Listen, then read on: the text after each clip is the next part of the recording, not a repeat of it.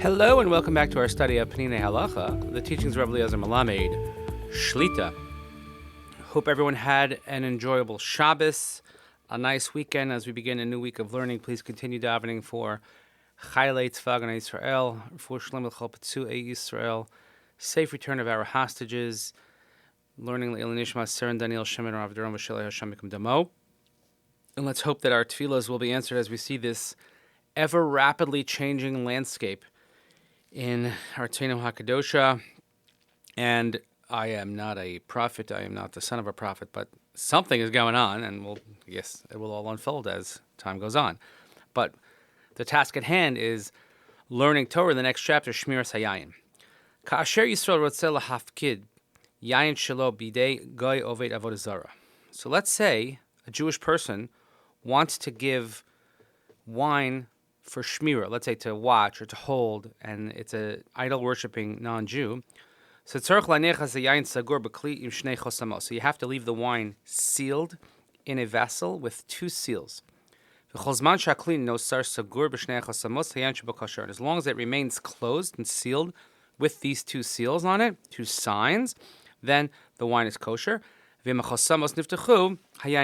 the seal is broken and the signs are broken, then the wine is prohibited. But if it's a non-Jew that does not worship avodah zarah, then perhaps with only one seal you can suffice. Chosem. So what does a seal mean? What does chosem mean? Perusho segira miuchedet shekasher lezaifa. It has to be something that is unique, that is difficult to ruin. Ledugma, for example, efshul lahadbik al pesach habakbuk ni'ar devek v'lachtom al makor hachibur kach she'im hanir yipatach yeh kasher lachzor tzchasim l'tzuras harishona.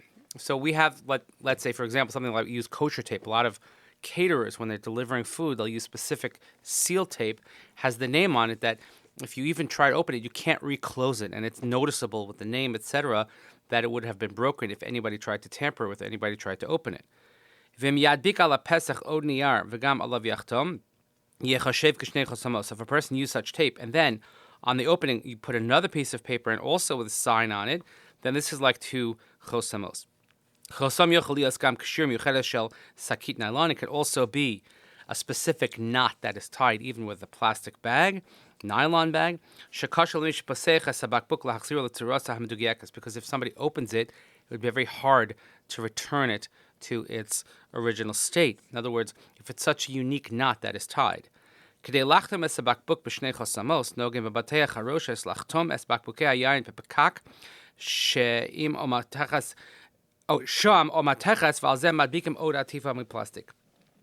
places, when they seal the wine, they have either it's wax or metal or something on it that is also in addition to the plastic, that in other words, once it's open, you cannot reseal it. In goy oved avodah zarah, shahal levado in bakbuk yayin she'einu chasum b'shnei samos. If you have a non-Jew who worships idols, and he was alone with a bottle of wine, which is not sealed with two seals, hayayin neser bahana, then we cannot have any benefit from this wine. Even if it was only for a short time, since the non-Jews were used to, accustomed to using the wine for libations, so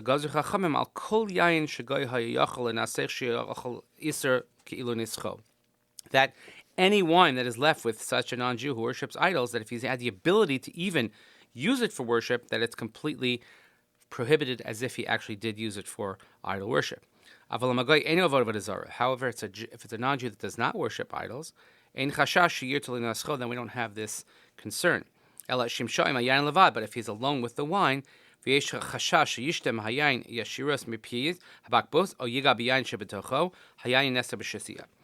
he's alone with the wine and you're worried that perhaps maybe he drank straight from the bottle, or perhaps he actually touched the wine inside, then wine is prohibited from drinking. Unless,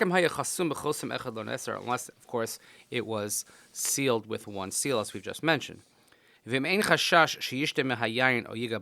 if there is no concern that he's going to drink from the wine or touch it, then even without a seal, the wine is kosher. Ladas Rabim didn't go over the avodah zarah she'einu regel l'nasach yanki didn't go she'einu over the avodah zarah. According to many, the din of a non-Jew who worships idols but does not usually practice this worship is similar to, let's say, a non-Jew that does not worship idols. If one warns the non-Jew, please don't touch the wine at all, to the extent that if they don't heed your warning, we will consider them as if they were thieves, because perhaps it might affect his term of employment.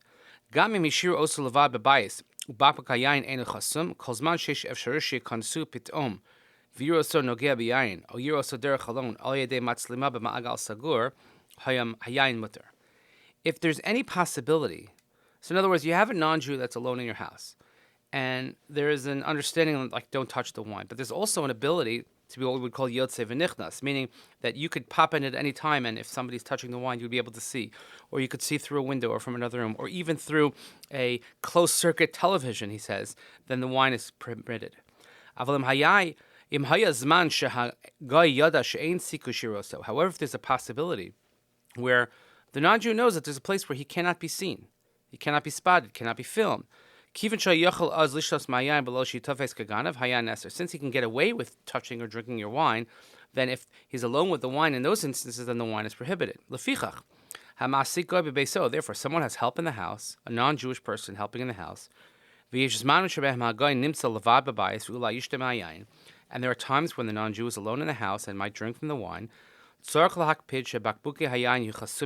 we have to make sure that the wines are sealed appropriately, or lock them in a cabinet where the non-Jew cannot access it. If a person didn't do so, then the wine is prohibited. And of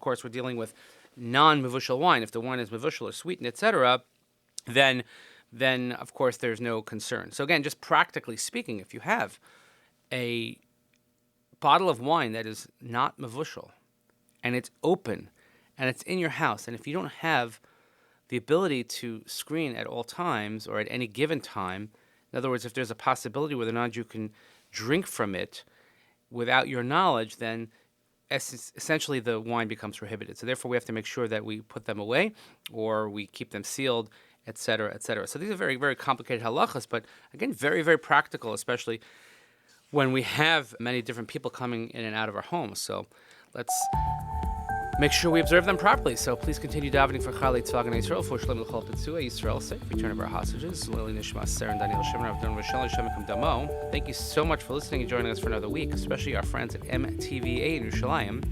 Have a wonderful day. We'll see you here next time.